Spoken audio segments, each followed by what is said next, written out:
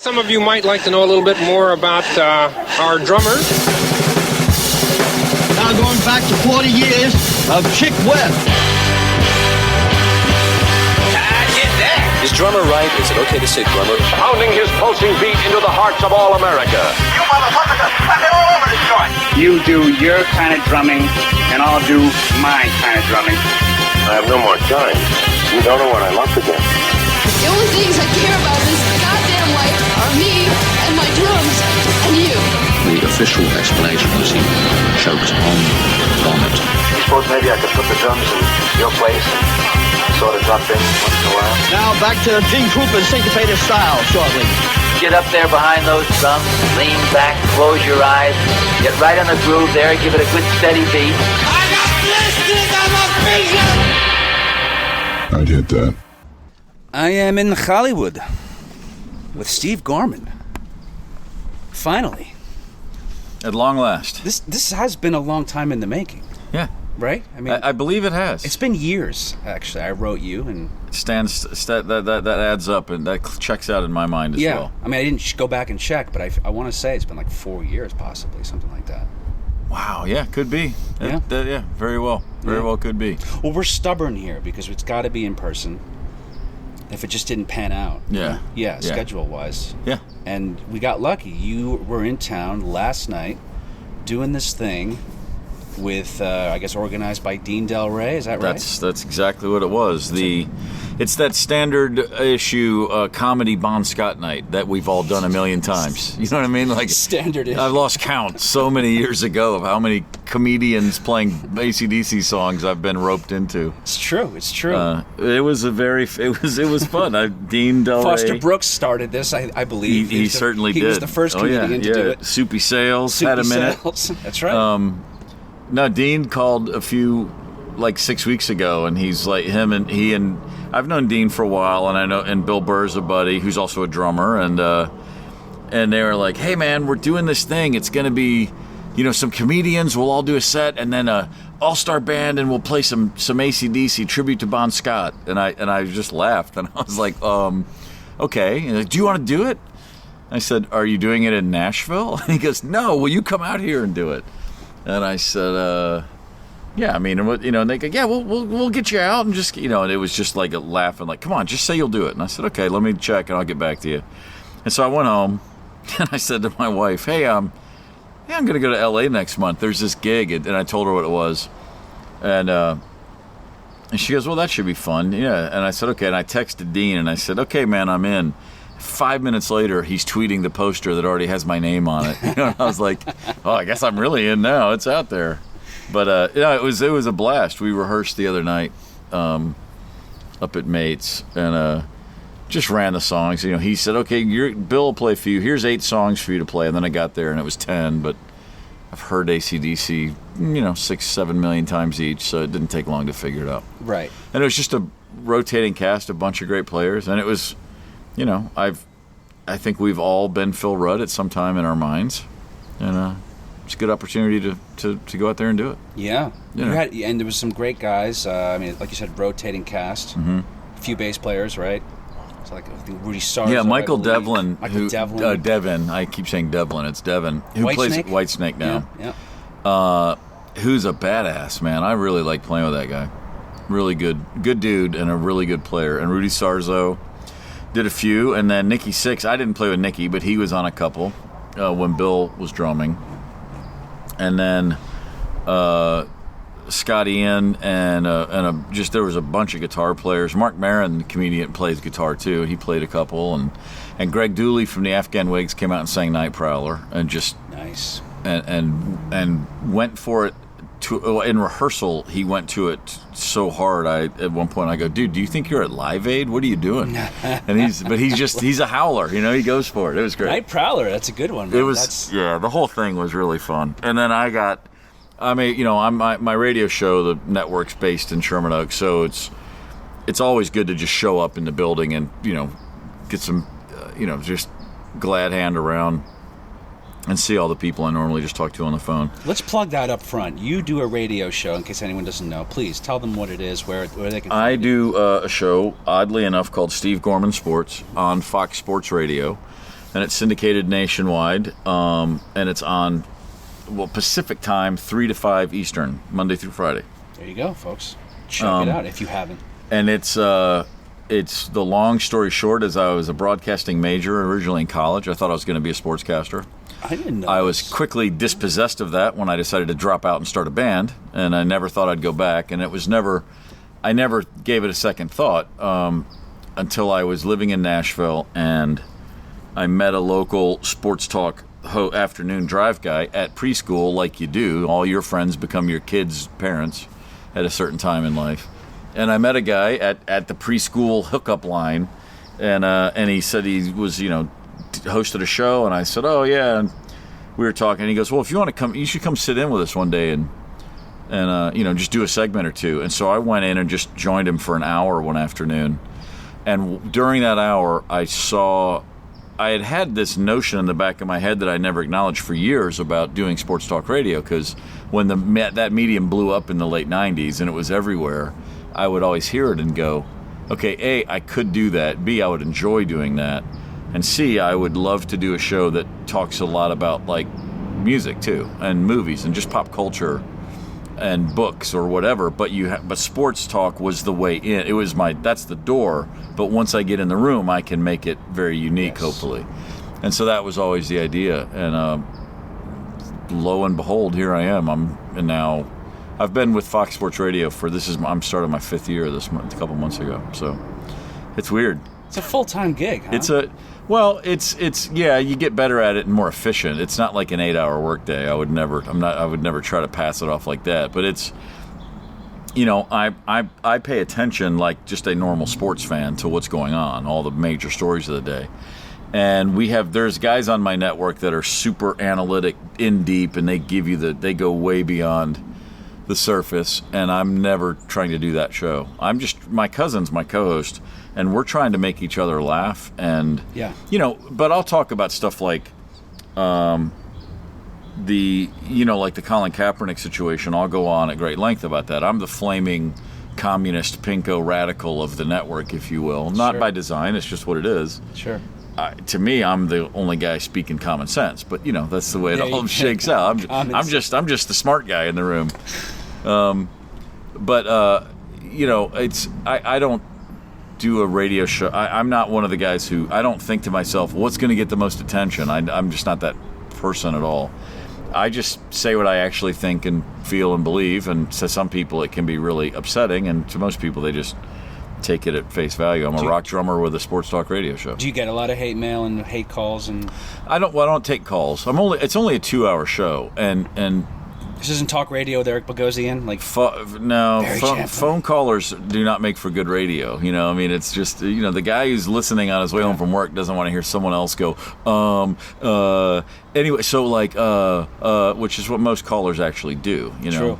And the people who don't do that are the kind of guys who sit around and call stations all day, and they're nuts too. There are a few hosts who scold those callers, though. Yeah, we took calls at first, and I just get bored with it. I was we only have 2 hours. We can fill the time ourselves. Exactly. just fine. And you are a fan of all sports. I mean, not highlighting cricket, I'd imagine, but you know what I mean. Football, basketball. In varying degrees. Like if everything but soccer and basketball went away, I'd be fine. Soccer and basketball. Those are the two sports I played my whole life. Got it. And those are the two sports that elicit in me emotional response, not unlike listening to music. Now, when you say soccer, what teams are we talking? Like European? My favorite, I'm an Arsenal fan. That's always been the team that, as I chose them totally at random as a kid because the cannons looked cool on a scarf. Yeah, that makes sense. And stayed with them throughout my life. But like on the national side, I had a coach when I was a kid who loved the Dutch national team of the 70s, the Cruyff, Neeskens era, and total football. And so in a small town in Kentucky in the late 70s, this one guy was teaching all these kids at we were the only school that played soccer for 60 miles, but we were all obsessed with Dutch football and at a time when that was really hard to come by. And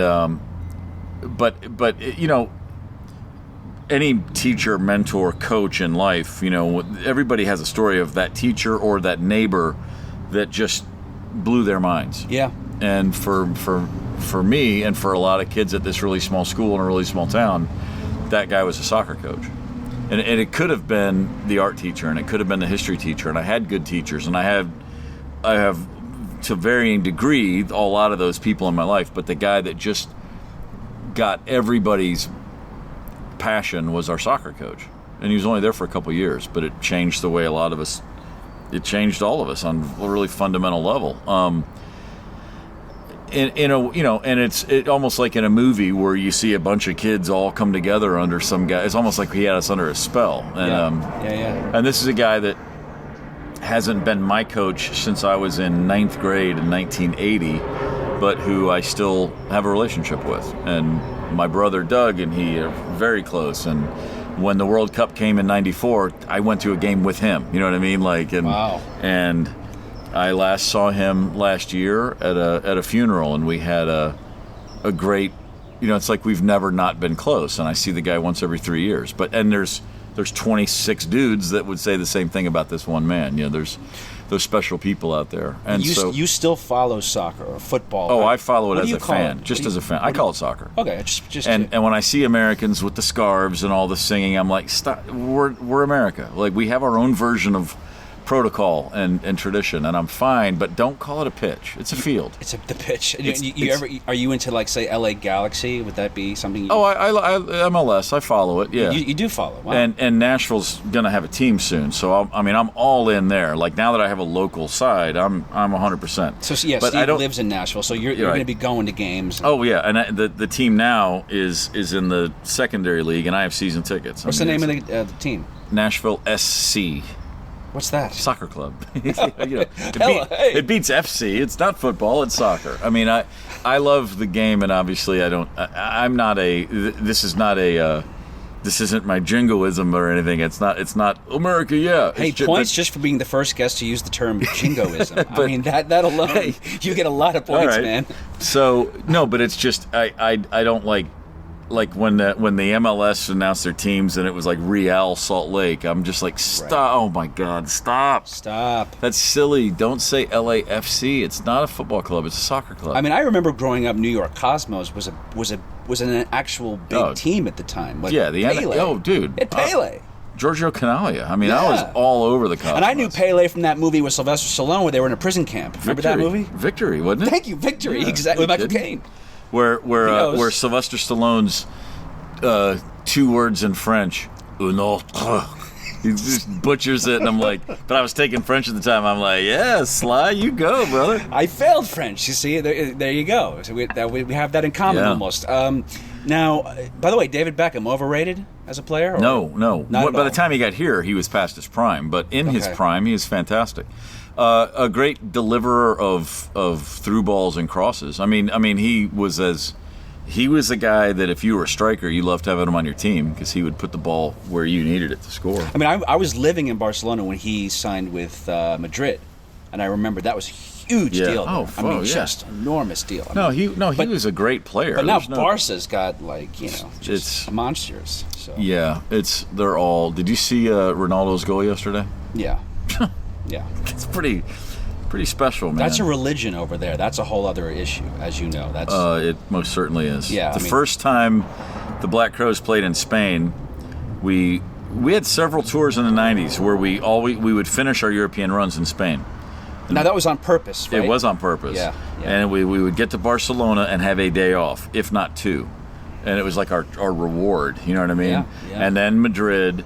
And if we were going to other cities, it was always those 2 were it was always Barcelona, Madrid to finish, and we would have a day off in Madrid, and then we would have a show in Madrid, and then then head to the airport that morning to go home. It was I think 3 or maybe 4 times we had that exact situation, but the first time we got to Barcelona and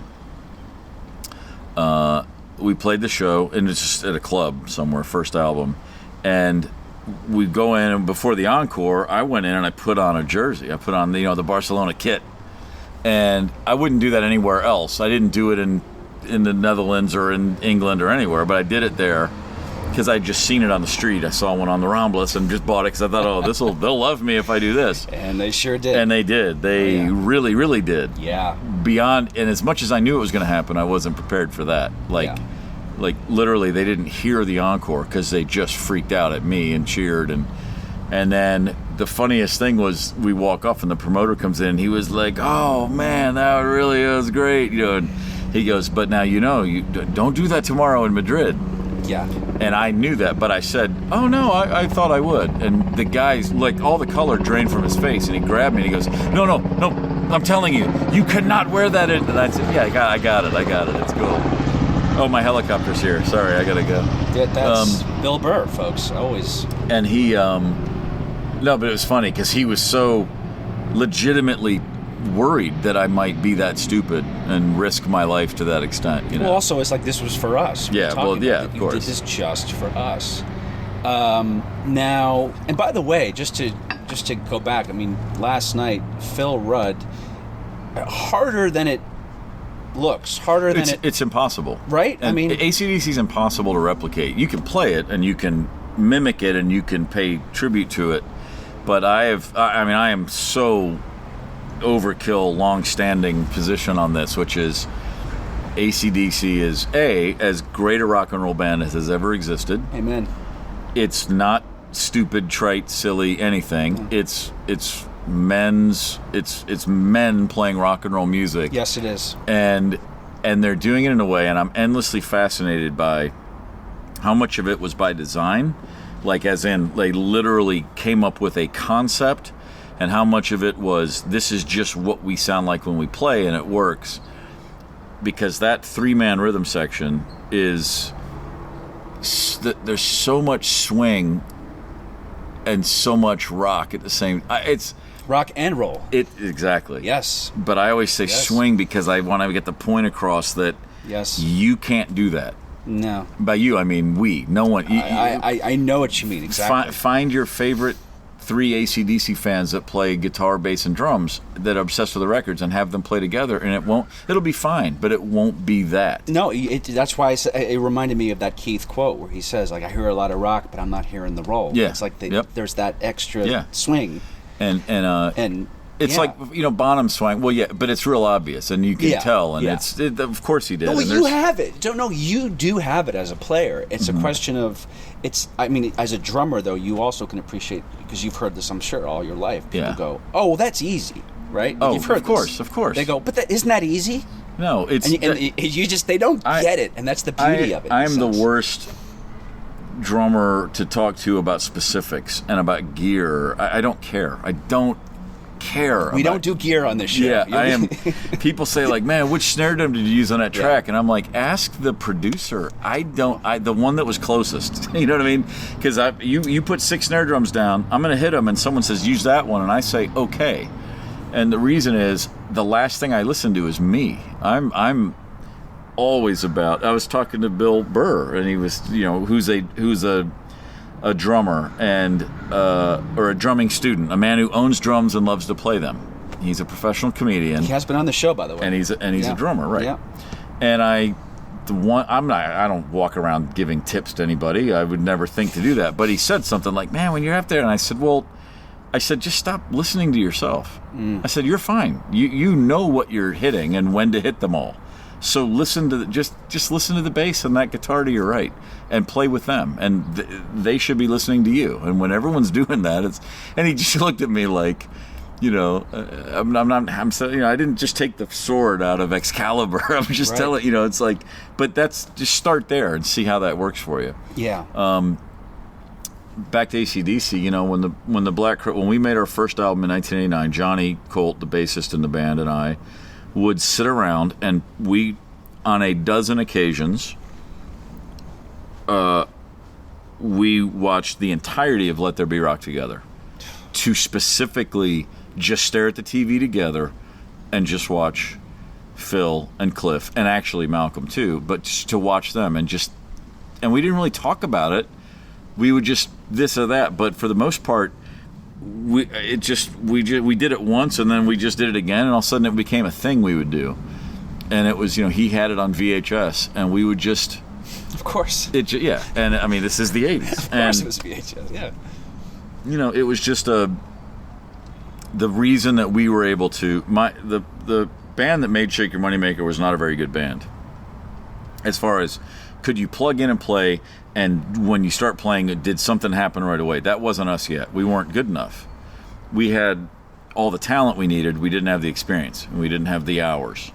We had great ideas, and we had great potential. Is that George Shakoulias? Yes. Yeah. And to his eternal credit, and he was at the gig last night. I've never not been... I love George. I mean, he gave us every opportunity. You know, he was the guy who saw us when nobody would see our band and see anything there. He came to see us one time and went, yeah, there's a lot happening. You guys don't know it yet, but it's good. So he was the guy, the guy who said, all right, guys, just listen to me.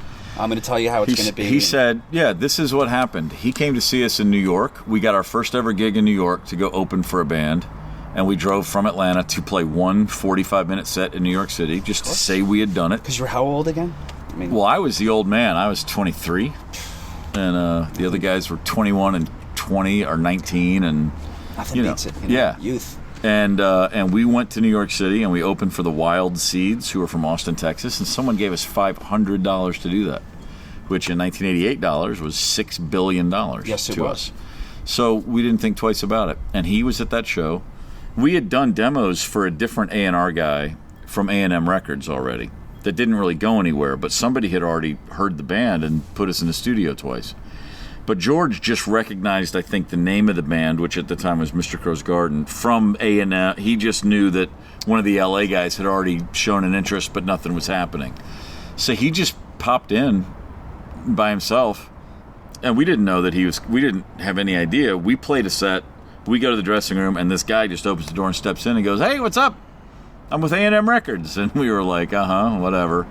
And we had done 2 covers that night. We did No More, No More by Aerosmith, and we did Down in the Street by the Stooges. Whoa. and then like 8 originals that sounded like neither of those songs, you know. And he said, I'm with A&M. And right away, George was so disarming and different. Do you know George? No. Long hair, beard, heavy guy. And he's just funny. He just says he stands there. He bounces. Hey, how you doing? Hey, I'm George. He's a guy from Long Island. And he was like a New Yorker. And we were blown away by that. And he's just this incredibly gregarious, ear-to-ear smile. Had he worked with BC Boys at that point? Yeah. Okay, because that's how they name dropped him. I remember that. Yeah, well, he was, he was Rick Rubin's roommate at NYU. See, that I didn't know. That's they why. were in a dorm together. Okay, that's why. And then they got, so like George was there for the Run DMC stuff, the Cult Electric, everything LL Rick Cool did. J, right. Everything Rick did at Def Jam, George was his right-hand man. Got it. And they stayed they were still living in a dorm when some of that stuff was big. That's right, because by the way, you guys were like one of the first rock bands, right, that they took on. Am I right about that? Well, Rick left Def Jam in like 88, moved here and started Def American. And then they buried the Def, I remember that. Yeah, well, that was later. That was years later. Yeah, but you're right. Yeah. So he moved to LA. Yeah. Left Def Jam with Russell Simmons, sold out or bought it, whatever they did. They separated. He came here and started Def American to do rock music, and he had Danzig. That's right. And he also had Dice, by the way. He had Dice, of course, which was huge. Huge. And then he had Masters of Reality. Yes. And someone else who's escaping me now. Oh wait, did he do? Was it? No, he didn't do Petty yet. He wasn't doing all that stuff. No, that was shortly thereafter. So in 1988, Rick is leaving. Rick is going to LA in 88. George is staying behind and got signed and got hired by A&M Records to be an A&R guy for A&M in New York. And we meet him in the spring of 88, and he says, I'm with A&M Records, thought I'd come down and check out the band. And one of us said, oh, what'd you think? And he goes, you guys aren't very good, but there's cool covers. And that's what he said. And we all immediately went, that's our guy. Because he didn't bullshit us, and he knows the Stooges, and he knows old Aerosmith, and he didn't look at us and immediately try to make us feel good. And everyone else is like, I really see a lot of potential here. We had already heard the bullshit from people. And he goes, yeah, you're not very good, but the covers are cool. I mean, well, who does a Stooges song anymore? And no one does Aerosmith like that, and we were just off and running. And it was undeniable that Chris had a real charisma, like very different from the guy he became, but he could sing and he had a higher voice, real almost compared to what it turned into, it was almost chipmunky, but he had a presence that was undeniable. He had a frontman thing. And not a classic, at that time, not a classic rock frontman thing at all, like he sort of became. It was way more inward. He was taking more cues from Michael Stipe than Steven Tyler in 1988. But he also loved the Paisley Underground. So like Steve Wynn of the Dream Syndicate was big with Chris. And the Long Riders were big. And Graham Parsons, like obsessive. All that stuff was already there in him. And so it was a fascinating contradiction, the guy that was, like he came to the Stones because the Flying Burrito Brothers, not the other way around. That was a very genuine thing. Chris was really into like Crosby, Stills, and Nash.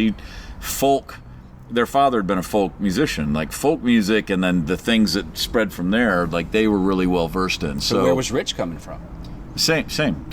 Okay. Same stuff. Okay. And what about you? Where were you coming from? I was a full-on. My life was this. Got a Bee Gees album when I was 5 as a door prize. Took it home. 2 years on, had the song "Lonely Days" on it. I'm obsessed with the Bee Gees. I get the Best of Bee Gees Volume 1 because there wasn't a Volume 2 yet. I don't think. I play those records so much that one of my older brothers comes in and goes, "For the love of fucking God, here!" And he handed me Rubber Soul, Help, and Meet the Beatles. So just take these. And from that day on, it was over. I heard Ticket to Ride and goodbye. Like this is like 1971.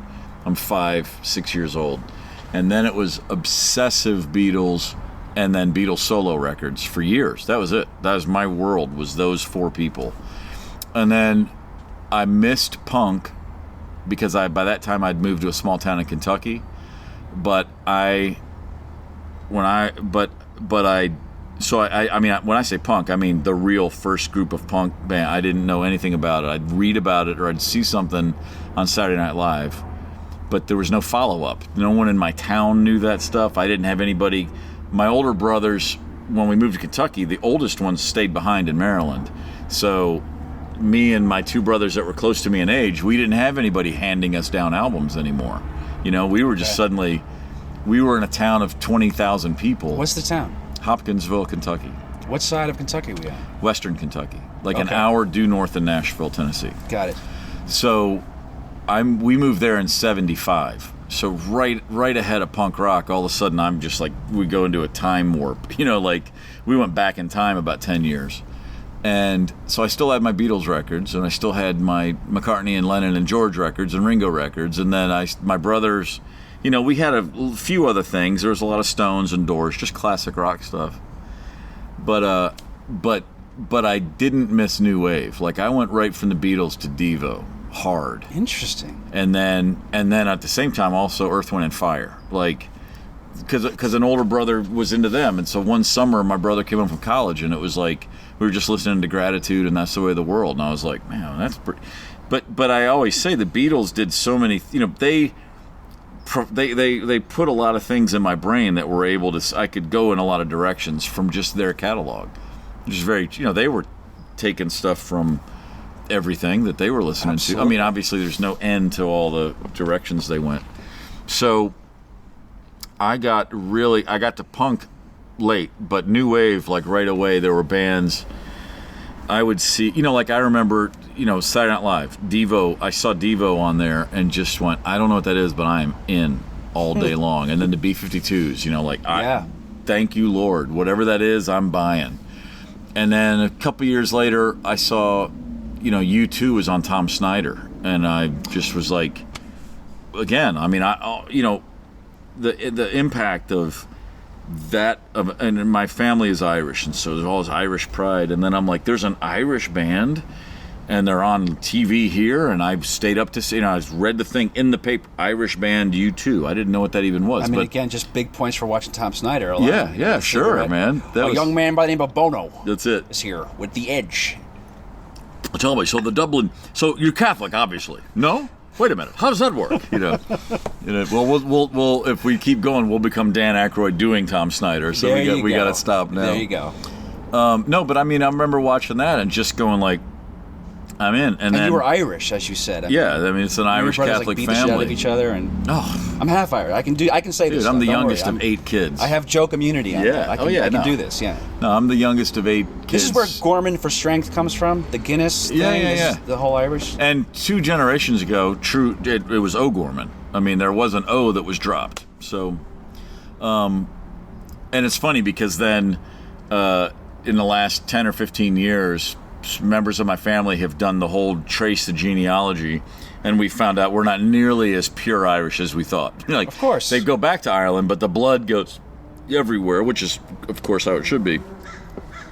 I loved finding out that there was like 20% German. It's like, there's always German. It's everything. Yeah, always a little German. They're busy. They're very busy people. Very forward thinking. Do you like Ireland, by the way? I mean, I do. I haven't spent I've just been to Dublin and Belfast, and then Tipperary once for a festival, and I've not spent enough time to not like. It's always been fine, but I've never hung out there on my own. I've never gone personally, and I have some friends in Dublin that I know like one of these days I just got to go and hang, but I've just never done it. It's always been a day off in Dublin, and then a gig, and then we're gone, and a day off in Belfast, and a gig, and we're gone, or whatever. It's gloomy. I didn't know if you could do gloomy. Yeah, I can do gloomy. Do gloomy? And I mean, I grew up a huge Anglophile because, like, as much as I was the Beatles, and then also Monty Python was just a religion in my house. So, yeah. I mean, I was coming from that. It's amazing that I didn't grow up a Liverpool fan just because of the Beatles thing, and Liverpool was dominant in the '70s. Yeah, but I just missed that all. But so yeah, always a fan of English comedy and music and all the new wave band. A lot of the bands I like the Beefy Dudes and Devo and Blondie or whatever was coming down the road that was cool. I loved all that stuff, but then I'd see an English or in case of U2 an Irish band, and then that just mystified me more. That was a big hook for me to get in my mouth if I saw an English band. And I might only like one song, but that song really mattered because they're English. You know what I mean? I had that. And I didn't know it. I mean, that's looking back. I can see it at the time. I didn't do that by design. It wasn't intentional. I wasn't so self-aware to go, what's my thing with English stuff? But I was really the Crows had a lot of that stuff. Oh, yeah. Whether it was Faces, another, right? I mean, that's another band he was always compared to. No question. All British bands. Going back to George and stuff, it was Mr. interesting. Mr. Jakulius, yes. Mr. Jakulius was the guy. He said to Rich at one point, he said, the thing that George did for us that was brilliant, that changed our lives, was he said, once we got to know him, because we hung out that night in New York and had a great time, and he said, well, I'm going to come to Atlanta, and let's just see what happens. We left New York the next day to drive home, fully knowing we're done here. Why do you think he did? I mean, just for a moment, looking back in retrospect, you're now as a grown man. Yeah. Why did he do it? If he says you guys aren't very good, are you putting it on Chris essentially? Yeah, 100%. Because it's the reason anybody saw the band. When you see a singer that can stand there and A, can actually sing, and then B, has presence, that doesn't grow on trees. It doesn't grow on trees. No. And it wasn't that he was a good performer. In fact, he wasn't. But it's that thing. You can't. I moved to Atlanta to start a band with an old friend of mine that wasn't Mr. Crow's Garden. I moved in 1987. I moved to Atlanta with an old buddy I'd grown up with who had moved to Atlanta. And he and his bass player and me and my singer that I brought with me from college, let's do this. Let's all chase the dream.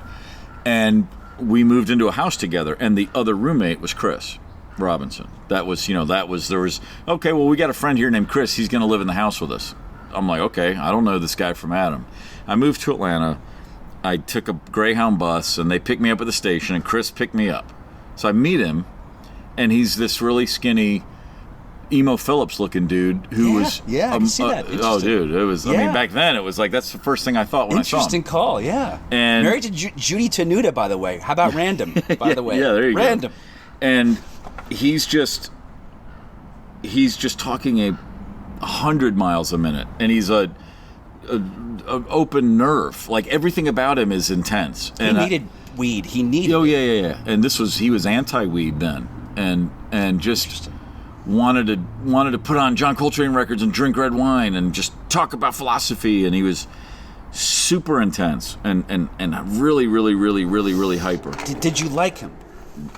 Yes and no. Well, he was very funny, very quick, and also we had an Anglophile thing we shared, and we clicked. That the first night I was in town, we went to a party, like just some kid's house at a party, and by the end of the night, we were just cracking each other up. We just had a perfect, we understood each other's humor. We came at things from a different angle, but we made each other laugh, and so right away that was good. The second night, I moved there on a Friday, and Saturday night, Mr. Grows Garden played a show in town. And his brother's still in high school. And Chris is 19 or 20, just turned 20, and has already tried school and dropped out and said, "Fuck it, I guess I'm just going to be in a band." And the guy that I met, I spent that whole day going like, there's no way this guy's a singer in a band. Like, he was really funny, but he was just goofy looking, and he was neurotic as shit. And everything about him to me just said, I said Michael Stipe earlier, like, if he'd been this sort of hermit character, I could see that side. And if he had been a flamboyant, Steven Tyler guy, I could see that. But I just didn't know where he was. I just couldn't see him being on stage as a singer. I could see him playing bass or something. I could see him doing something else. Right. And I went to see them play, and he was, he was wearing like jeans and a white Oxford shirt and a blazer. He looked like, and maybe even a vest. Like looked like Peter Buck, like what we used to wear in the '80s in REM. But he would stand on stage and he would just hold the mic and he would just sing, and he wouldn't make eye contact. And in between songs, he talked the whole time on the mic, just nonstop spewing verbiage about whatever was on his mind. And he was so nervous and so neurotic, but so intent on being something. And it was hard to describe, but I was watching him like, and right then, that sucker's got something. I mean, you couldn't deny it. And I didn't know any better. I'm just an idiot 21-year-old, But I was like, wow, that's fascinating. He's really got something. I didn't think he's going to make it. I just meant, wow, I didn't even know what it meant to say that, but it was obvious. And so go a year, flash forward a year when we meet George. That's what George saw. There's just something there, and the fact that it was not definable is what made it interesting. If you go see a band, I've always said this. You talk to bands and they're like, "Well, we were so good and we had everything. I didn't understand it." And it's like, A&R guys don't want good. They don't want you to have figured it all out. They need to be able to guide you. Whether they know it or not. It's like the reason that the best thing we had going for us was we're all smart people. That doesn't mean we live smart lives, but there's intellect there to begin with, and we had big ideas. We didn't know how to go get them, but we were not afraid to admit that we want to be the biggest fucking band in the world.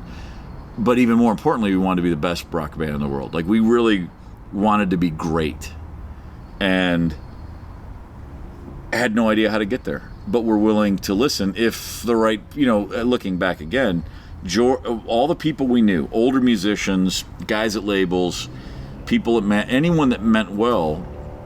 We never met anyone that said a word to us that ever connected until we met George. And right away we were like, that guy gets us. And he's a year older than me. That's the thing too. He was 24. I was 23. Really? Yeah. I mean, just kids. Is he a musician?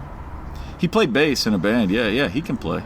If you give Rick Rubin a guitar and say play a C chord, he's going to look at you and go, huh? Right. George can play. George knows what things are. And that's I'm not banging Rick, but to answer your question. So George's talent was just being able to spot talent. You were like a farm team to him. Yeah, he knows, and George knew.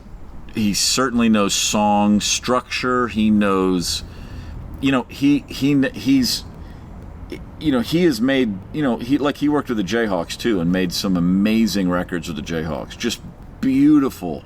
He really knows a lot of music. I just didn't realize he was like 24, 25 when he did that Shake Your Moneymaker album. Yeah, so I turned 24 that summer, so he was 25. What the It's crazy. It's yeah. crazy. It's crazy. So... And you're saying he had that sound. That was really his sound? What happened was, so we had that night in New York. And he never tried to replace you guys. That's what I wanted to ask. He didn't try to do that old routine? No, not at all. Okay. He did say, before he made the record, he did say, Scott, who was our bassist at the time, he said he can't play on the record. He can be in the band, he just was not good, Right. Right. And then we said, well, and the Scott was a guy that was from a punk band who, when we just needed a bass player, I worked with him at a pizza place. I was like, dude, just come play with us. He's like, I don't really like your band. And I was like, I don't care. We got some gigs. Come play. Right. And then we all clicked and we loved him and he was a great hang. And then he liked it. And then all of a sudden, now that there's a record deal imminent, all of a sudden he was really interested.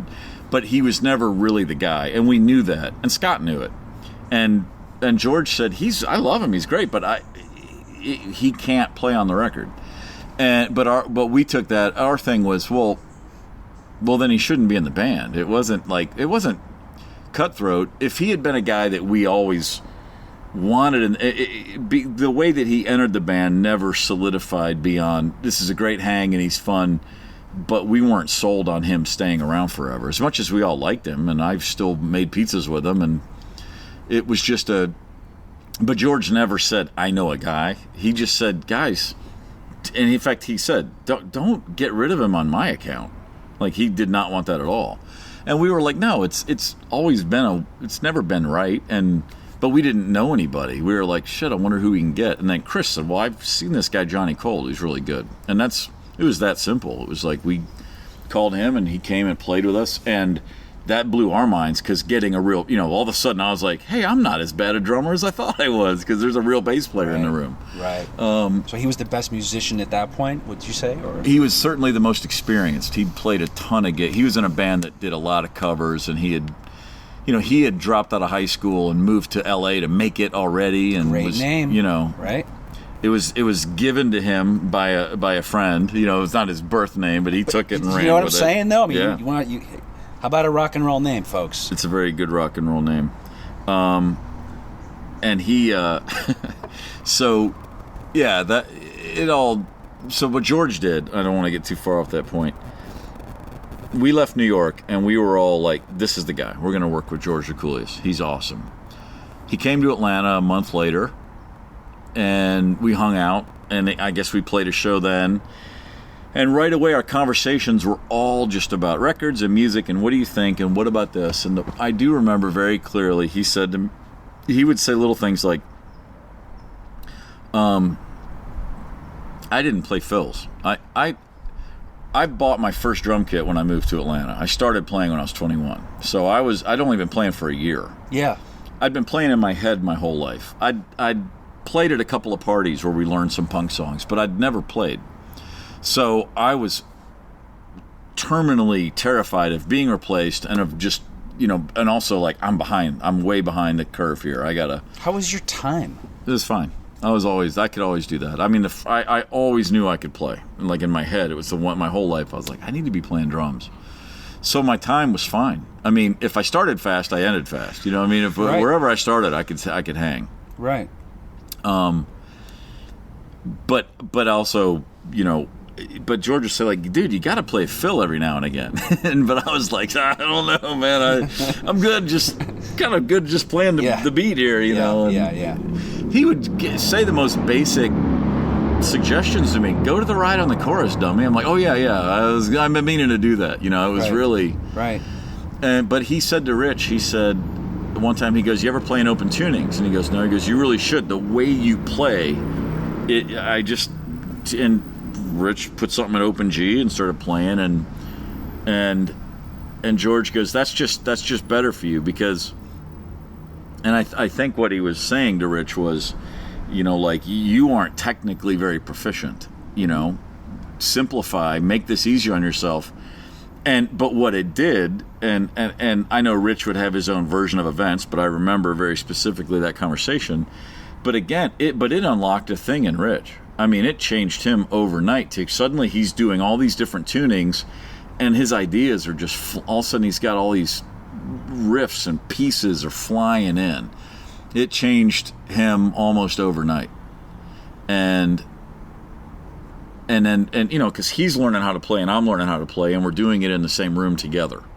So our playing just developed on we were at the same level of proficiency, and then always playing original music. We weren't good enough to learn covers, really. It took us a while to figure out a cover tune because we sucked, but we both, I'd say we're similar in that there's a lot of talent there. There's a lot of just innate, there's ability, but we didn't have anybody pointing us in any direction until George showed up. And George was always he would say that to Rich, but then he didn't say, but now do this. He just said, just try some open tunings. He didn't tell Rich, do like Keith, he didn't say anything. He just provided him with a new way to approach his instrument, and then Rich just exploded. I mean, he really just changed. And then, for Chris, he would just say little, dude, you write interesting melodies, just repeat them. Just don't go off script. Like this is a good song. When you sing it live, sing the chorus the same way every time. This is just basic stuff. Did you have Hard to Handle at that point, or was that him? Did he bring that? No, we would have never thought to do an Otis Redding song. Because Chris was like, you want me to sing Otis Redding? It's like, come on. Yeah. Toss me a bone here. Like, let's do a Graham Parsons song. I can sing like that guy. Right. We were all big Otis fans. That first box set had come out, and we were obsessively listening to it in early 1989. I worked at a record store, so I could get everything cheap. And we were in pre-production for Shake Your Money Maker, and we had just gotten Johnny in the band. And George said we should do a cover. We should have something. Why don't you guys do an Otis? You guys are, and George was like, God, if all this fucking Otis Redding, do an Otis song. And Chris initially said, dude, I'm not singing an Otis song. I'll look like an idiot. Like, that's a tall order for a singer on his first album to say the greatest soul singer of all time. Mm-hmm. But George goes, no, we'll just rock it out a little bit. And I don't remember who suggested Hard to Handle. I mean, whoever says they did, they probably did, because I was there. I don't remember who actually said it. Obviously, I'd love to say it was me, but I know that it wasn't. And George said, let's do that. And we were playing around with it. But if you listen to Otis's version, it's real swinging, Yeah. And I was kind of like, and I didn't feel confident doing that. But George said, no, man, let's make it like Walk This Way. Like, straighten out that rhythm a little bit and do this. And he just kind of hit that. Like, I played that beat once in a random thing. And George goes, wait, stop, go back and do that and do the pop, yeah, just that's it. Just stay there. Like, I played it, but I didn't think that was it. George said, play that beat right there. And then when you get to the verse, it's Walk This Way. Like, that's the rhythm for everyone to think of. And we threw it together like that, just in a day. And George goes, okay, we'll cut that in the studio. And I think in his mind, right away, he's like, that could be a single. We cut it, we recorded it, we finished it, and every one of us to a man thought that's a B-side. We never thought that would be on the album. Like, why? It's Otis Redding's song. Like, we had no concept of that. What did you think the single was? Jealous Again, which was the first. Hard to Handle was third. Yeah. But I was like, it's got to be Jealous Again. Well, it's a great tune. Mm-hmm. I mean, come on. And in 1989, that shit sounded very, rock radio in 1989 was nothing like the Black Crowes. No, that shit was hot, man. That shit exploded. Plus, you had Twice as Hard was the opener, right? First on the album, right? And the second single, that was the second one. That was another one. I mean, it was just killer. It was like, what sounded like that? What opened like that? Yeah, we were surprised when Hard to Handle. Like I said, I thought it was a B-side. When we got the mastered, when we got the mixes the first time, there was a song called Waiting Guilty, and a song called Don't Wake Me, and then there's Hard to Handle. So we had 9 songs that are definitely on the album, and then there's Waiting Guilty, Don't Wake Me, and Hard to Handle. Well, it's definitely not going to be Hard to Handle, but we just wanted 10. Which one, and all of a sudden George is like, guys, Hard to Handle's on the album. And I was like, what are you talking about? Why? like no So idea funny, of, right? Isn't it so, no clue of what was commercial. You know, so funny. But our band, you know, as much as we all had these big touch points that we connected on, and we all loved music made by really significant artists, the Mr. Crow's Garden was way more like the Replacements was our. That's who we looked. You know, indie bands that were shooting themselves in the foot was kind of what we saw. That was our mindset. We loved the Stones and we loved old Aerosmith, but it never occurred to us that was this pool we could ever swim in. You know what I mean? It was like we took way more of our cues from bands that were much closer to our own age. And our REM was the king of that world, but they had already gone on and they had become so big that like, what does that even mean to us? Like, I didn't listen to rock radio when Shake Your Moneymaker was on rock radio. I was like, I can't even remember what the hell was on rock radio in that. Bon Jovi and Guns N' Roses, and Winger and Slaughter. You're right. It was all before grunge. It was all that. Yeah. So it was. Grunge was 92, end of 91, 92. So we had a 2-year. You're right. Winger. She's only 17. Yeah. That was what was on the radio. Yeah. Enough's enough. You know, we had a 2-year. There was the Sunset Strip. And then there was Seattle, and in the middle of that, there was this little bridge called Shake Your Moneymaker that you know, the timing worked out for us to get a little bit of the attention for a minute there. Fucking exploded. Yeah, it was, but you know, in the summer of '89, you know, we couldn't even find management, and you know, the labels soliciting every big rock manager. Nah, I'll take a pass. I don't hear it. They didn't. They put on rock radio, and then they put on Shake Your Moneymaker, and they didn't hear a connection, so no one was interested. Because it doesn't sound like it, right? You can't. And Pete Angelus, who ended up managing us and was the Black Crowes' only manager. Yeah. He came, he heard the record, and right away just was like, you know, he wasn't worried about what's on now. He was like, oh, this is next. You know, he could hear it. Yeah. And said, this cuts through all the bullshit. Is he the guy that had said... that quote, like, your real last name is Robinson? Is that him? Was that? Yeah, he said I'm the third Robinson brother. Yeah. Did you feel that from the beginning? Did you? No. I always specified, just for my own sanity or whatever. It's like, well, here's my beef with that. I have 5 brothers. I get it. No, I know. You know what I mean? Like, yep. I get it in the context of the Black Crowes. There's no question. That's funny. Yeah. That the 3 of us were the thing that it all originated from. I mean, and then if you want to, but they were there before I was there, so it's all about them, and it's really all about, you know, you can remove the layers as far as you want to go, and you're going to end up with just them. But as far as what I brought to them was I was the first person that joined their band that said, I'm only doing this if it's mine too, and if I'm in, I'm in, and I don't, you know. I'm not this brother thing. Fuck that shit. There's 3 of us if I come in. Right. And Chris was like, yes, do it. And Rich was a little hesitant just because that's his personality more than anything else. He just can't help himself. Yeah. But anybody else that had ever played with them was like, okay, I'll play in your band but nobody cared. And I had been in town for a few months. You stood up to them. Yeah. Well, I'd been there for a few months and I saw what they were. I felt that my playing ability fit them. That fit better. Like I could see it. I mean, it sounds like it's a compliment what he was saying. It sounds like it. No, he means it very much. Yeah, he means it very much, and it's like, it gets tongue in cheek, and then it turns into like, oh shit, I don't want to be a part of that. No, but as far as the band goes, yeah, no question, it was. The simple version is I could get in between the 2 of them and say, you're both wrong. Fuck both of you. You're both being idiots. And they were always like that. Always. Oh, it was. I mean, always at each other's throat. You had moments early on where you thought, "Can I do this?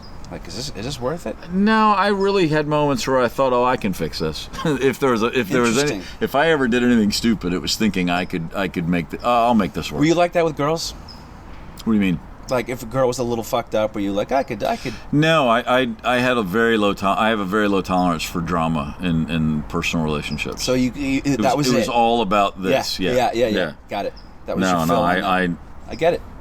you know, my wife and I have been together since 1990. No drama. No, it's like really since 1990. Yeah, that's early on for the. That, right? Well, she was. I mean, we were making the first album, and we were hanging out. You know. Oh, I mean, it's all the way back. Right, interesting. No, we were really, really good friends, and then as we would have, under normal circumstances, as our relationship would have started to, I think I went on tour, and then so for a year I was on the road, but thinking about her the whole time. And she waited too. Let's be honest. We were like, I was like, shit. We both had that thing of, I think that was the person.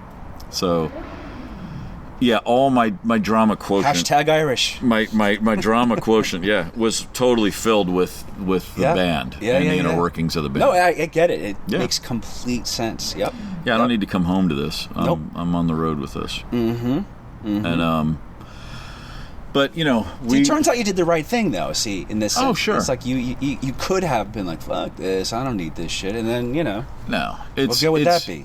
The thing that kept the Mr. Crow's Garden for 87, 88, and 89.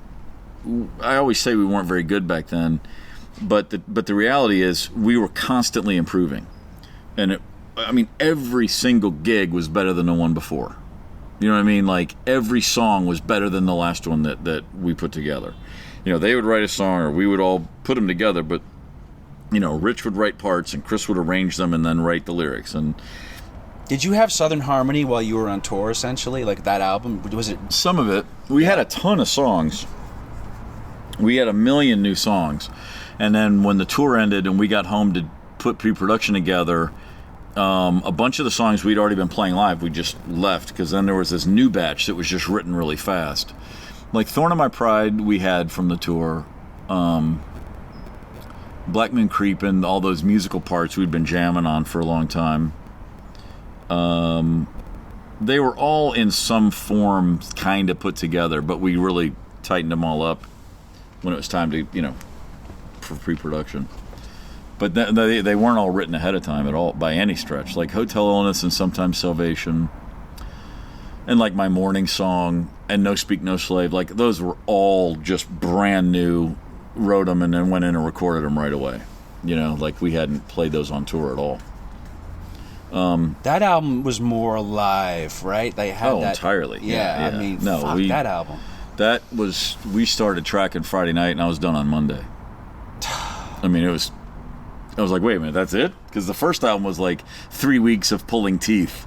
And the second one was like, bang, and it was over for me. The basics were done. Yeah. Yeah, all those tracks, all those drum and bass and rhythm guitar, that's all live. The only overdubs are guitar solos and a couple of layerings and then vocals and shit. But all the basic tracks are all totally live. Were you for that cover, by the way? Were you channeling Charlie at that era? No, I had just not. You know what I'm talking about? Oh yeah, of course. No, what the short hair, the suit. Yeah, I had shaved half of my head towards the end of the Shake Your Moneymaker tour. So I was bald to my ears and then really long in the back because I was bald skin or yeah, like with the clippers, like just wow. So almost mullet.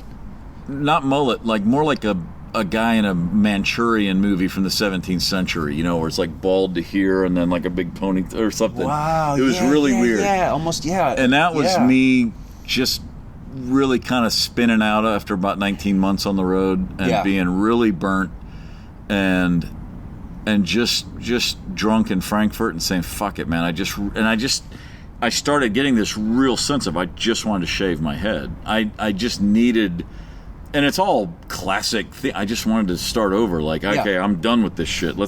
I got to get home and get away from all this. And so Johnny had trimmers, like electric trimmers, because he had great sideburns and kept everything really tight. And I took them and I just did like a straight line right down the center of my head in his room one night. And he just looked, I said, finish it, shave my head. And he was like, I cannot fucking believe you did that. Right. But he goes, I tell you what. And then he did it back to like here and then left it really long in the back. And I immediately looked like a pro wrestler or something. I was just thinking it's so pro wrestling stuff. Yeah. It was weird. One of the Road Warriors. I finished the tour with that haircut, with that hairstyle, with whatever that was.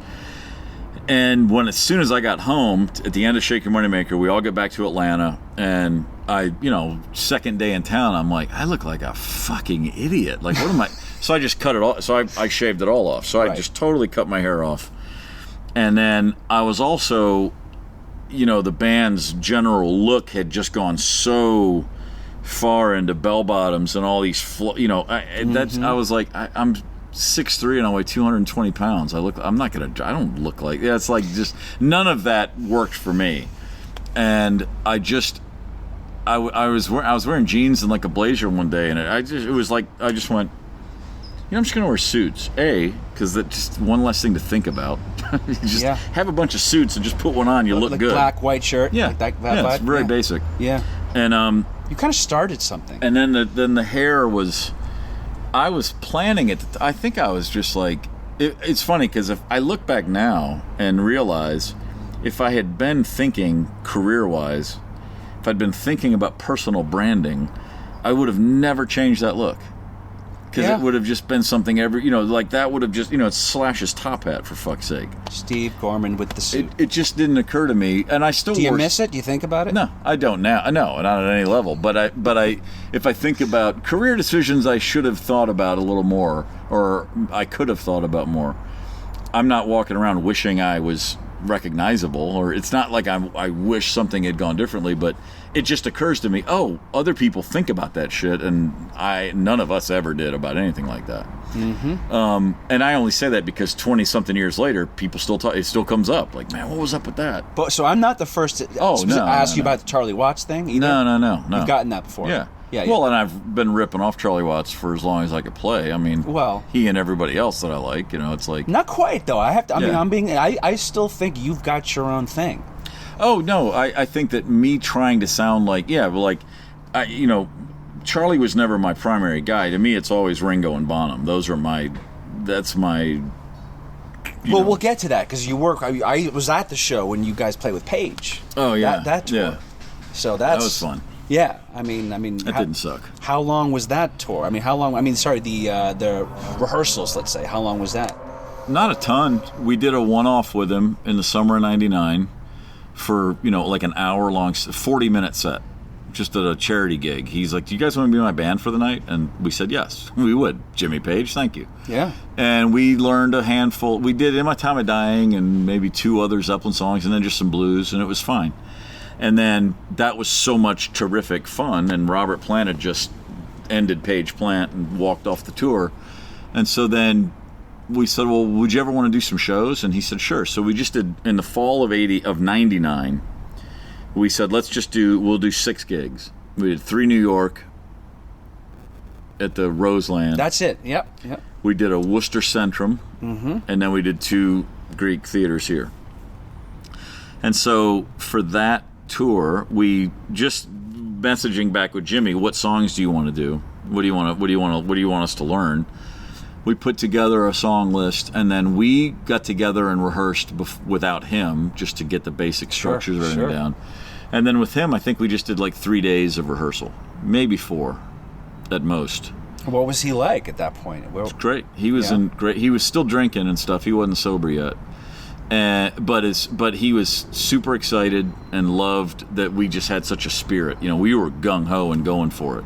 And he was like, right on, boys, this is proper. This is fun. You lit the fire under him, and he just kind of jumped in. and certainly vice versa. We were thrilled to be playing with him. So he wasn't pulling any kind of diva shit or anything? Oh, God. No, he's nothing of the sort. Got it.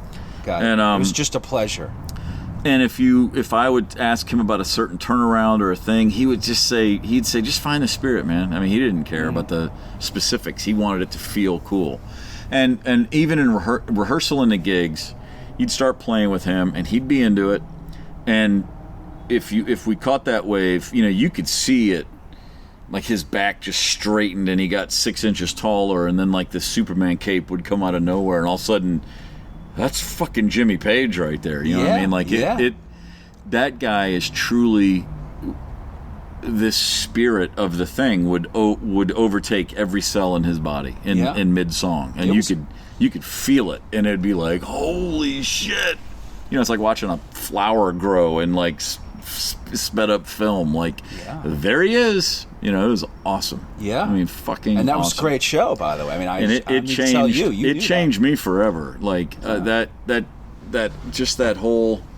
he was so generous with just his spirit and his excitement and his just everything about him. And he extended himself to us so much. And he saw it as like, it wasn't, oh, I grabbed this. He acted like we were all a band. Like, this is the band, you know? And when I used to say, it's like he joined the Black Crowes. You guys played Black Crowes songs, as I recall. Yeah, right? Yeah.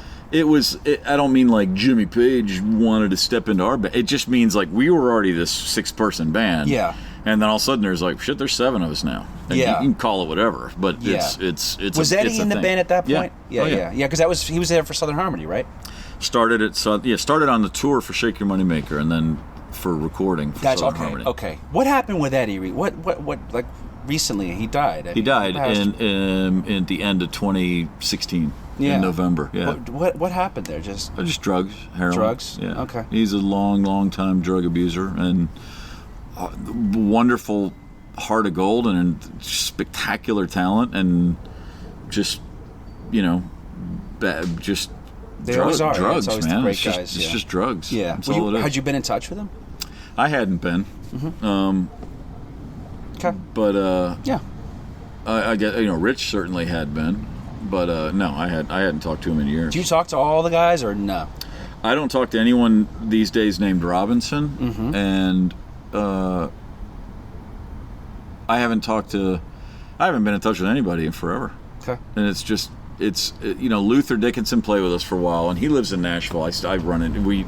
I see him a lot, and we were always fine. He was in the band for 4 or 5 years. Of the original guys and all that, the original band, Johnny Colt and I are still in touch, and then the original guitarist Jeff Cease is a Nashville guy, and we're totally good. I always got along with everybody. I never had an enemy in the band or a beef with anyone in the band. But when the band ended finally, with the Robinson brothers, I don't think they've spoken in 4 years. Right. And we've just, there's just a point where there's nothing left to say. Yeah, I mean, what do you think what's better odds, like Oasis getting back together or Black Crowes? What do you think? Oasis, no question. You just don't even see it at all, huh? If the two of the thing is, if the brothers decided to play again, if they decide, and I don't doubt that they'll consider it. There's so much damage that's been done, and so much. Chris blew the band up right before our 25th year. We were going to do a big 25th anniversary tour, and if you want the band to end, that's fine. I wanted it to end. I thought it should be done. Like they don't like each other. It's miserable. Let's stop. Right. It was a great band, and we have a lot of great material, and so let's go out and let's just do a 25th anniversary tour, and I'll shake hands. It's pretty basic stuff. And Chris blew it up because he demanded all the money. And like all of a sudden he's like, I should get all the profits, and Steve should be fired and Rich takes a salary. That's what he said. And it's like, no. He wanted like a session guy, and so a hired gun on drums. So whatever he really wants or really think, it doesn't matter. This is what he did. Why in a billion years would I then go, okay, I'll go play with you again? I mean, it's not even emotionally charged. It's just. Oh, well, you dealt those cards, I'm out of the game. Totally. It's pretty basic stuff. Yeah. So if he and Rich decide to play together again, I have no interest. Why? Are we going to be as good as we once were? The answer is absolutely not. We can never be the band that we were in the mid-'90s, and we can never be the band that we were in 2010 with Luther, which turned into a fucking great band again. Yeah. It's not going to be that again. So why go back? Yeah, no, I got you. I get it, man. I get it, and I respect that. I saw you, by the way, put something about Charlie Quintana. Yeah. You knew him. Oh, yeah. Tell me about him, because that was a guy like I had been in touch with, by the way. Yeah. Like you, emailing. He's in Mexico, and it obviously didn't pan out. So the late great Charlie Quintana, for anyone listening who doesn't know, he was awesome. How did you know him, though? I am texting something while talking, so if I get sidetracked, just bear with me. How did you know Charlie? I met Charlie in... Because Juju Hounds, by the way, was one of the closest things sound-wise to the Crowes. Would you agree? Sometimes. I mean, they went off a little bit. Oh yeah, like, all coming. You know, Izzy and Rick Richards, the two guitarists. You know, yes, all the Georgia Satellites. We're all in the yeah. same yeah. vein, all in the same tree. Those two singles, right? Were very like Black Crowsy. Yeah, sure, and or any of the bands that we were like. I mean, you could say whatever. The key points are all very similar. We met Izzy in. Let me think about how this worked. We knew Rich and Izzy hung out some like in early, right when our first album came out. Like you know, I think from our first times in LA, they were hanging out. And then Izzy came to see the Crows a few times. Slash came to a gig early in our, and sat in with us, and it was cool. But Izzy was more. We were just more in copacetic with Izzy, you know, just as a band. And then he left Guns N' Roses, and I feel like I met Charlie in LA in 90 or 91 when he was still playing with whoever he would have been with at the time. Maybe it was still Cruzados, I guess. But when the Juju Hound in 93 on Southern Harmony, the Juju Hounds, not Izzy, but the band, just his backing band, came out and opened for the Crows. We took them out for a leg of our tour. So it was Rick Richards and Jimmy Ashurst and Charlie. And it was, you know, they just rode on our bus. It was just like, just fold in with us and do this run across Canada. Damn. And it was just a blast. We had a great time with him. And Charlie and I hit it off. And it was funny because he had been playing a lot. You know, I'm still only, this is 1993, and I've been playing since 1987. Right. And there's so many little things like that I had taught myself how to do, but they're much easier if you know what you're doing. You know, and Charlie was the first drummer I openly just said, "Hey, how do you show me what you just did?" And I'm like, "Oh, I've been making this so much harder than it needs to be." You know, and I was able to connect a few things with him just from playing wise, but we just hit it off. He's the sweetest guy.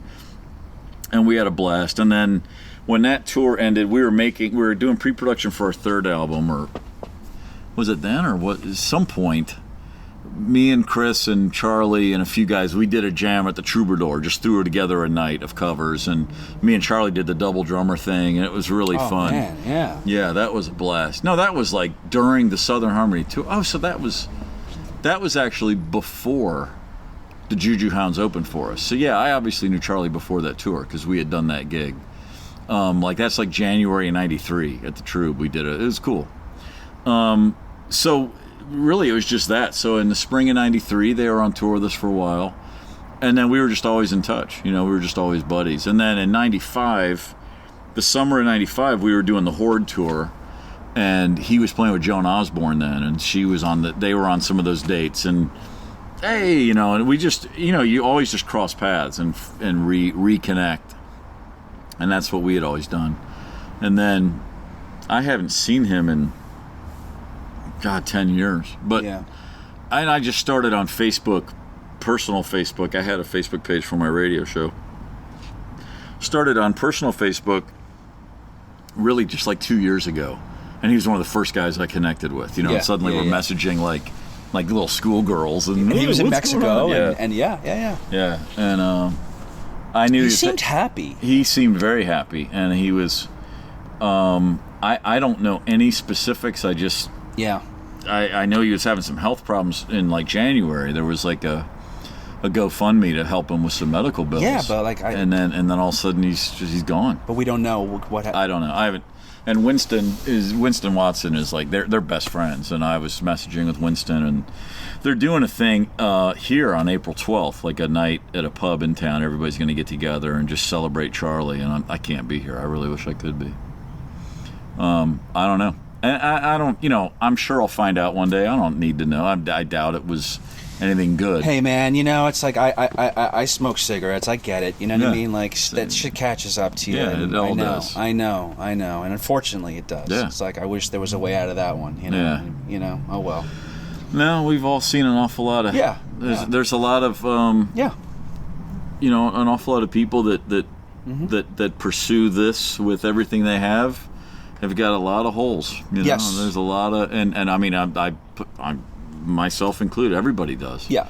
and some of those are just less damaging than others. That's right.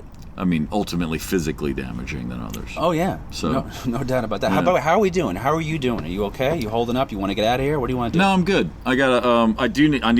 I have to be somewhere shortly. Okay. So, I'd say whenever we can wrap up any time. I did want to ask. So wait, I'll say if I'm happy to say that this is just part one. Okay. To be continued at a date to be determined. I like that. But I like that. No, I'll That sit would be here and good. shoot the shit on your deck anytime. Cool. When you were on that Dylan thing, did you work with him? On the Dylan track? Yeah. No. Okay. No, I didn't think so. But No, that was Brendan O'Brien, who is eternally hilarious to me. Called me, and he goes, "Hey man, do you want to help me out with something?" And which to me meant like, what, move a couch? What do you? I was like, Right. I was like, sure. What's up? He goes, "Oh, I got this track. I just need you to come and play drums on our track. It's like the vocals and the guitars are recorded. You got to replace the drums that are there." And I said, "Sure, man, I'll do that." And he goes, "Yeah, and then let's go play around a golf after." It was like that. Like, okay.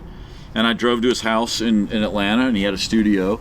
And he goes, "So it's just a track. It's the artist." And he sets it up because he's Bud. He's funny. He goes, "So the artist just likes his take. I'm just got to rebuild it from the ground up. So listen to it, but we'll get rid of these drums." And I said, "Okay." And he hits play, and it's like, it kicks in, and they start singing. And I looked at him, I go, "The artist?" He goes, "Oh, did I not mention it's Bob fucking Dylan?" And I'm like, "No, you didn't, Brendan." He goes, "Yeah, no pressure." I'm like, cool credit, Jesus, right? yeah, That's a cool Oh, credit. dude, what are you kidding? You got Warren Zevon on the credit. Yeah, that was as special as it gets. Yes. That was a very, very cool thing. Yes. The Dylan thing's hilarious, though, because that was in 94.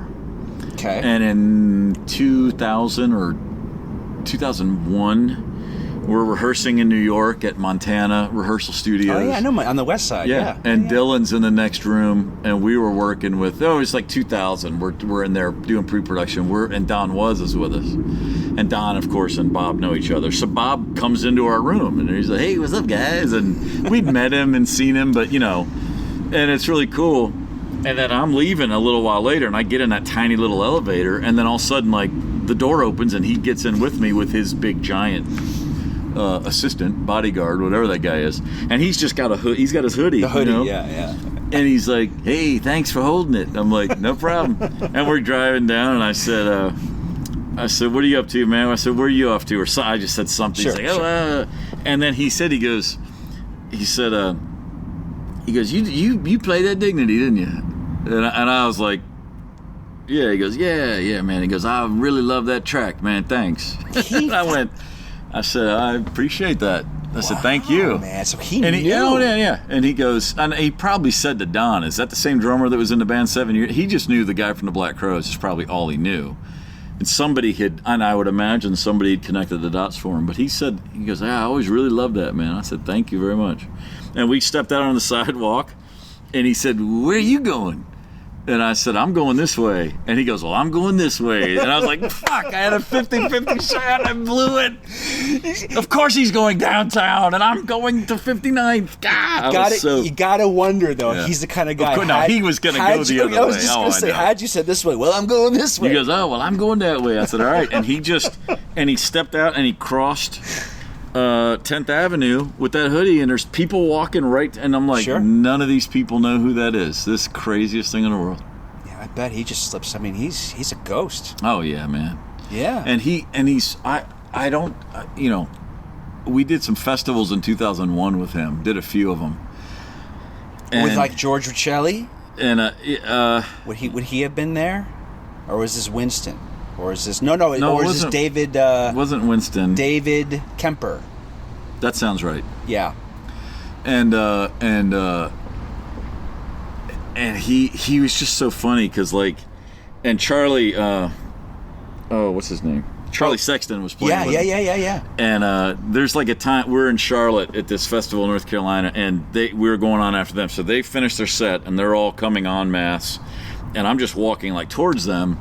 And then everyone looks up, and I see Charlie Sexton. I'm like, "What's up, man?" He goes, "Hey," and And so I see Charlie coming, so I go up like to give him one of these. Like I put my hand up like, and Bob sees it and cuts in front of him, so I give him 5. And to Bob, that's just funny.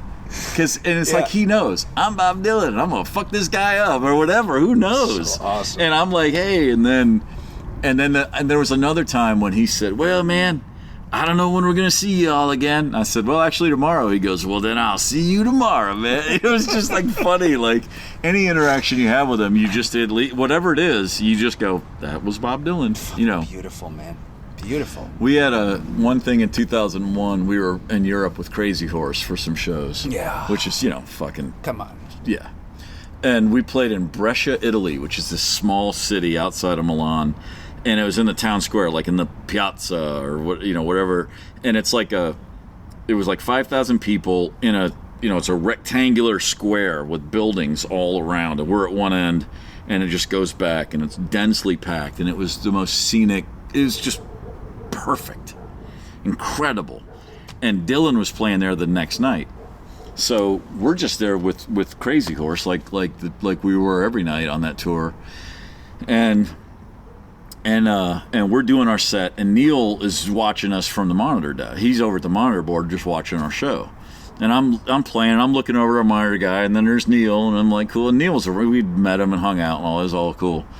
Well, Dylan was in town for the next night, so he shows up at the gig, and then I'm looking over, and I'm like, oh, there's Neil Young. And 2 minutes later, I look over, and now there's Neil Young and Bob Dylan, and they're watching us together, and then they're talking. I'm looking over the whole time, and I'm like, what are they saying to each other? And in my mind, I'm playing the set, and I'm going, yeah, I really love that record you made when you... And then that song you wrote was cool too. I'm like doing it. And of course, what they were really saying was, is that a comfortable shoe? It's like the same shit anybody would say. Like, man, I had a pair of jeans once. I really wish I still had it. They're just saying what normal people say, but because it's them. Cholesterol meds or something. Yeah, no shit. Yeah, and because it's them, I'm thinking they're over there like, well, what do you think about? Remember when the SALT II treaty was signed? And it's like you think there's some like global heavy shit going situations, on. Yeah. But no, they're just shooting the shit. Yeah, I'm on 5 milligrams. Pretty fun. Oh yeah? Every other day. I'll let you go, but I want to ask you: would you give it all up? I mean, music to just do the radio show thing? Oh no. No. Music still is going to win. I do it from the road. You do it from the road? I do the radio show wherever I am. Yeah, there's a radio room in every town in the world that I can get into a microphone and That's do a show what you from. do. Yeah. Oh yeah, I get up and go. I mean, if I book a tour, we book the dates, and then I tell the guys at Fox Sports Radio, this is where I'm going to be. Find me a studio, and I get up and go do my show, and then I go to soundcheck. Or I do my show, and then it's time for the gig, whatever, depending on what time zone we're in. I'll give you because it's live. I can't do it taped. No, I get it, man. I'll say it, man. You do have the voice for this. It's amazing. I mean, like you said, you studied it, but you can't. That's a gift. Yeah. Oh yeah. Well, it was when I was in school. By the time like 8 different people go, you should think about broadcasting. I'm like, why? And they're like, you got a good voice. Oh, you always had that voice? Yeah, when I was in college, I went to Western Kentucky University, which has a great broadcast school. Broadcast journalism is one of their specialties. But I didn't know that. I was just there because I didn't know where else to be. And enough people would mention it to me. And then I'm like, well, I love sports. I'm always doing my sportscaster voice, fucking around. I mean, it just didn't occur to me that was something I thought you just did it. I didn't know it was like a school to learn how to do things. So when I say I was majoring in broadcasting, I was taking all the classes, but I wasn't taking it very seriously. I was just daydreaming about either playing in the NBA or being in a band, and the NBA wasn't going to happen, so it was really going to have to come down to the band. Do we like Joe Buck? Oh, he's great. Who's your favorite sports announcer? I don't know. I mean, I'm trying to think. There's guys. Who are your favorite radio guys? Like in sports talk? In general. Do you like Bob Grant? I don't even. Who is that? Who do you like? Like who are the guys you look to? Tom Snyder? It's funny. I don't even think about it anymore. I would literally. I have nothing has even occurred. There's a bunch of guys I think are great. I don't know. I can't think of who they are. Fair enough. Fair enough. The people I grew up watching, like Keith Jackson doing college football, like that's the greatest thing ever. But I mean, Al Michaels is the best play-by-play guy ever. Al Michaels. I mean, no one's better than him. I mean, all the big ones. How about Bob Costas? I was gonna say Costas. How do you? He's fucking amazing. Those guys. The guy now, Mike Tirico, is who just did the Olympics. I mean, he's always been. I mean, that is definitely a realm. Now that I'm saying this to you, it's occurring to me. That's 100%. The biggest guys are the best guys. Yeah. You know. Yeah. I mean, those guys are all awesome with good reason. Steve Gorman, folks, I appreciate you it's doing a pleasure. this, man. I'm going to let you go. LAX or Burbank Airport? LAX, baby. Okay, yeah. So we'll let you go. Good, safe flight back. Yeah. Back home to Nashville. And like you said, hopefully we'll get to do a part 2. I imagine that'll happen. I love it. Thank you, sir. Thank you. Stop eating them damn onion rings. I did that. What? Do it.